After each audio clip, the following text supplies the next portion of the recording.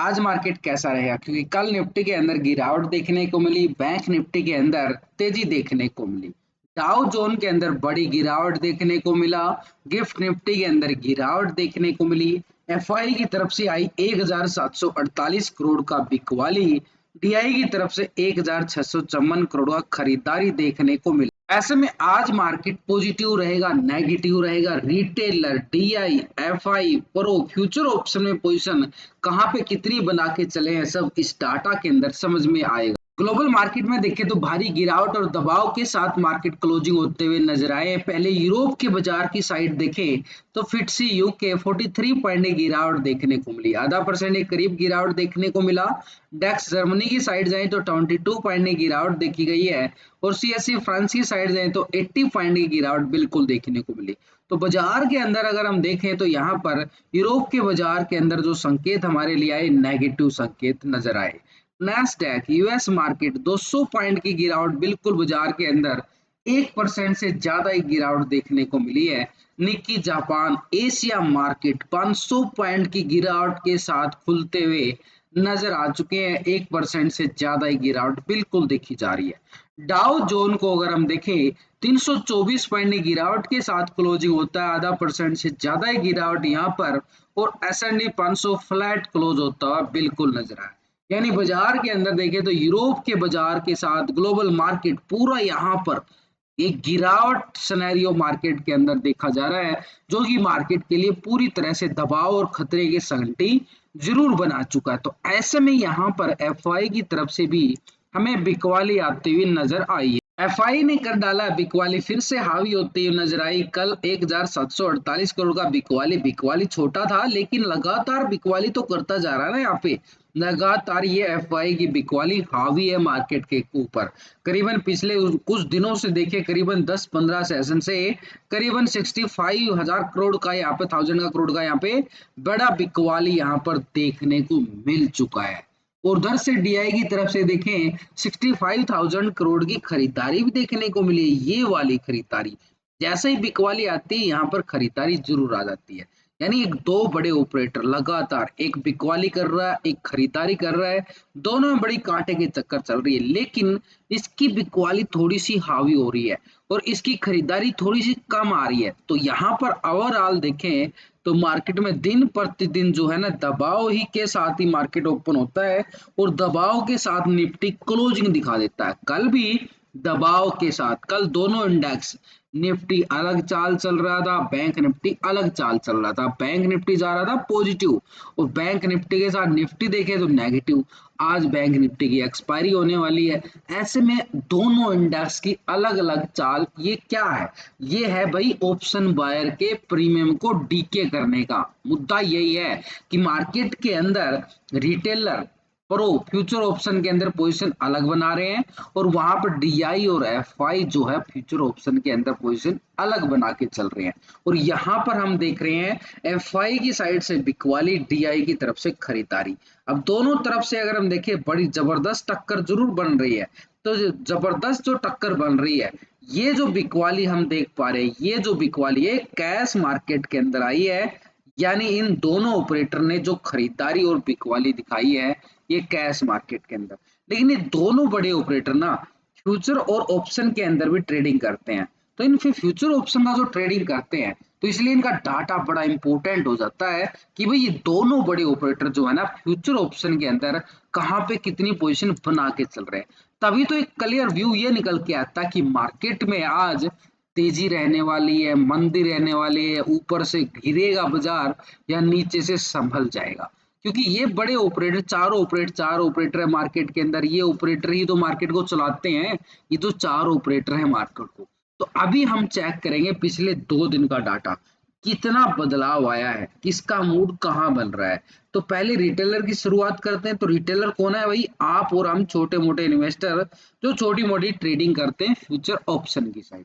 तो रिटेलर की साइड से देखें तो 62% कॉल साइड था, 37% पुट साइड था। ये था रिटेलर।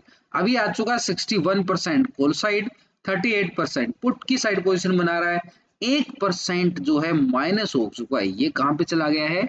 ये चला गया है पुट की साइड पोजीशन बना गया, लेकिन ओवरऑल ये 61% क्या है, ये कॉल की साइड बैठा हुआ है रिटेलर। यानी आप और हम छोटे मोटे इन्वेस्टर क्या मान के बैठे हैं कि मार्केट में तेजी आएगी।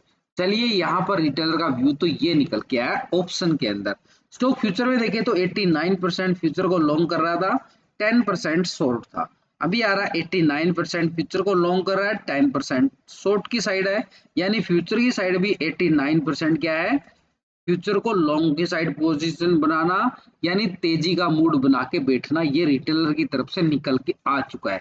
वैसे तो 2 दिन के अंदर फ्यूचर के अंदर कोई बड़ा बदलाव नहीं है, लेकिन ओवरऑल पोजीशन 89% पूरी तरह से लॉन्ग साइड पोजीशन बना के बैठा हुआ है, और ऑप्शन के अंदर 61, यानी रिटेलर तो ये मान के बैठ चुका कि मार्केट में तेजी आएगी, क्योंकि 61% ऑप्शन में कॉल की साइड है, 89% फ्यूचर को भी लॉन्ग कर रहा है। तो रिटेलर का क्या व्यू है, रिटेलर मान चाहता है कि मार्केट में तेजी आए, लेकिन मार्केट में तेजी कितनी आ रही है वो आपके सामने, क्योंकि यहाँ पर ये बड़े ऑपरेटर जो यहाँ पर बिकवाली कर जाते हैं, डीआई की तरफ से खरीदारी आई है 1654 करोड़ का। अब ये खरीदारी कितना अच्छा है हमारे लिए, रिटेलर के लिए, यह सपोर्ट मिल रहा है डीआई का। तो यहाँ पर पिछले 2 दिन का डाटा हम चेक कर लेते हैं। ये वाला डाटा पहले 38% कहाँ था, कॉल की साइड, 61 था पुट की साइड था रिटेलर के साथ डीआई। लेकिन अभी अगर हम चेक करें तो 38% आ रहा है कॉल की साइड, 61% पुट की साइड।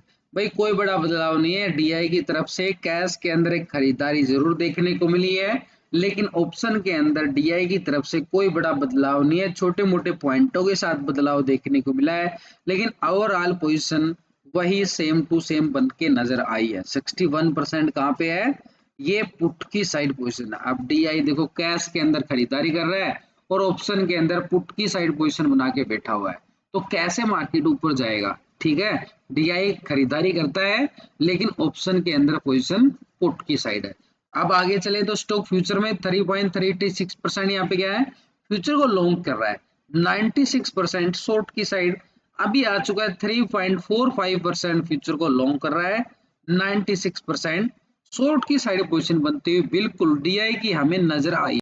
यानी कोई बड़ा बदलाव नहीं है, छोटे मोटे पॉइंटों के अंदर बदलाव देखने को मिला है, लेकिन ओवरऑल पोजीशन 96% यहाँ पे क्या है, शॉर्ट की साइड पोजीशन ज्यादा बना रहा है। ये है डीआई की पोजीशन। दो सेगमेंट के अंदर डीआई की पोजीशन ऑप्शन के अंदर और फ्यूचर के अंदर पोजीशन कहाँ पे है, शॉर्ट की साइड है, दबाव की साइड है, गिरावट की साइड है। ये डीआई की पोजीशन नजर आई हमें पिछले 2 दिन का डाटा कंपेयर करने से। तो ऐसे मार्केट के पास रिटेलर को सपोर्ट करने वाला तो कोई नजर नहीं आया अभी। चलिए आगे देख लेते हैं। यहाँ पर एफआई 1748 करोड़ का बिकवाली करके बैठा है। अब इसकी जो बिकवाली आई है, इसके साथ अगर हम देखें तो ये वाला डाटा पिछले 2 दिन से एफआई का फ्यूचर ऑप्शन का डाटा। तो फ्यूचर ऑप्शन में यहाँ पर पोजीशन पहले 35% क्या था, कॉल साइड, 64% पुट साइड था। ये था एफआई। कैश के अंदर तो बिकवाली कर ही रहा है, यहाँ पर अब आ चुका 34%, 65% पुट की साइड, 1% पोजीशन ये शिफ्ट हो चुकी है भाई पुट की साइड, माइनस में चला गया पोजीशन, ये वाला आ गया बिल्कुल पूरी तरह से। यानी मार्केट के अंदर 1% माइनस पोजीशन बनाना एक मार्केट के लिए क्या आ चुका है, दबाव। 65% ओवरऑल पोजीशन क्या है, ये है पुट की साइड पोजीशन बना के बैठ चुका है एफआई की साइड से। स्टॉक फ्यूचर में देखें 58% यहाँ पे क्या है, फ्यूचर को लॉन्ग किया गया है, 41% शॉर्ट की साइड। अभी आ रहा 57% फ्यूचर को लॉन्ग कर रहा है, 42% शॉर्ट की साइड। यहाँ पर भी 1% माइनस होकर ये शॉर्ट की साइड शिफ्ट हो गया है। तीनों सेगमेंट के अंदर बिकवाली एफआई की। अब यहाँ पर फिर मार्केट के ऊपर दबाव बनता हुआ नजर आया है, डीआई भी पुट की साइड जा चुका है और एफआई भी पुट की साइड जा चुका है। तो ऐसे में तो मार्केट के अंदर दबाव तो बनेगा, क्योंकि 2 बड़े ऑपरेटर तो जा चुके हैं दबाव में, और एफआई ने तो तीनों सेगमेंट के अंदर बिकवाली कर डाली है। डीआई ने तो 2 सेगमेंट के अंदर बिकवाली का दबाव है, लेकिन यहाँ पर एफआई तो तीनों में, कैश के अंदर भी, ऑप्शन के अंदर भी, फ्यूचर के अंदर भी माइनस पोजीशन करता हुआ नजर आ रहा है। तो ऐसे में मार्केट के ऊपर एक दबाव तो है, बिल्कुल देखने को मिल रहा है। उधर से ग्लोबल मार्केट में भी दबाव देखने को मिला है। अब यहाँ पर रिटेलर का साथ देने वाला कौन है यहाँ पर, क्योंकि अभी तक तो कोई ऑपरेटर नजर नहीं आया है। प्रो की साइड से देख लेते हैं पिछले 2 दिन का डाटा। प्रो पहले 57% कॉल साइड था, 42% पुट साइड। अभी आ चुका है 58%।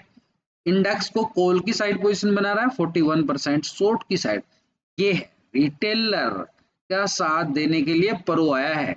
यहाँ पर प्रो की पोजीशन लॉन्ग साइड शिफ्ट होती नजर आई है पॉजिटिव ट्रेंड के लिए, यानी कॉल साइड। रिटेलर का मूड कॉल की साइड है और प्रो का मूड भी कॉल की साइड है। दो ऑपरेटर कौन है, रिटेलर और प्रो, दो ऑपरेटर कॉल की साइड आ गए भाई, बिल्कुल आ चुके हैं। लेकिन यहाँ पर स्टॉक फ्यूचर में देखिए प्रो 76 था, 76 कोई बड़ा बदलाव नहीं है, छोटे मोटे पॉइंटों के अंदर बदलाव है। लेकिन ओवरऑल अगर हम देखें तो यहाँ पर दो ऑपरेटर कॉल की साइड पोजीशन बना रहे हैं और दो ऑपरेटर भाई पुट की साइड पोजीशन बना रहे हैं। अब देखो कि भाई मार्केट में दो ऑपरेटर जो है कितने स्ट्रॉन्ग है और ये कितने स्ट्रॉन्ग है। अब ये जो पुट की साइड है, ये दो बड़े ऑपरेटर, इनके पास तो पैसे की कमी है ही नहीं।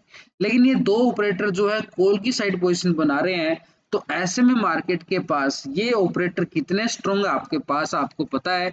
इनकी टक्कर कौन ले सकता है, ये दो बड़े ऑपरेटर डीआई और एफआई, इनमें से एक भी हमारे साथ होता तो मार्केट का ट्रेंड बदल जाता। अब ये दोनों ही एक साइड बैठे हुए हैं तो मार्केट का ट्रेंड बदलना अभी के लिए थोड़ा सा मुश्किल नजर आ रहा है। उधर से ग्लोबल मार्केट से भी खतरा पैदा हो चुका है, वहां से भी गिरावट आई है।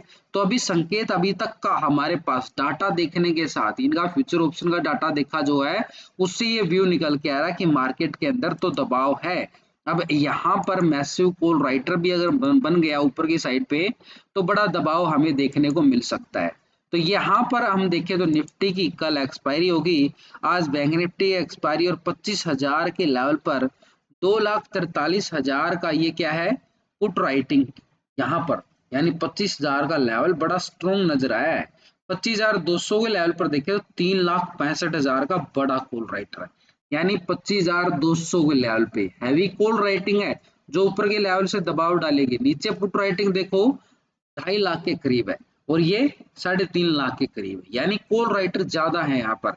इसी के साथ पीसीआर रेशो 0.56 क्लोज होता है, यानी दबाव के साथ कल ही डाटा क्लोज होता हुआ नजर आया था। इसके साथ अगर हम देखें इंडिया विक्स अपने एक सपोर्ट लेवल में फ्लैट क्लोजिंग दिखाता है, यानी पूरी तरह से बाजार के अंदर देखे तो यहाँ पर चार्ट के अंदर और आपको अच्छे से समझा देता हूँ कि कॉल वालों का एरिया कहाँ है और पुट वालों का एरिया कहाँ है। वैसे मैंने लास्ट की वीडियो के अंदर ना पूरे लॉजिक के साथ आपको समझाने की कोशिश की थी, लेकिन एक बार फिर आपको दोबारा से बता रहा हूँ कि भाई कॉल की साइड कहाँ मिल सकती है हमें स्कैल्पिंग। देखो कल मार्केट ने यहाँ पर एक बड़ा वाला ब्रेकडाउन दिया सुबह सुबह पहले घंटे के अंदर, उसके बाद थोड़ा सा साइड में घूमता हुआ नजर आया।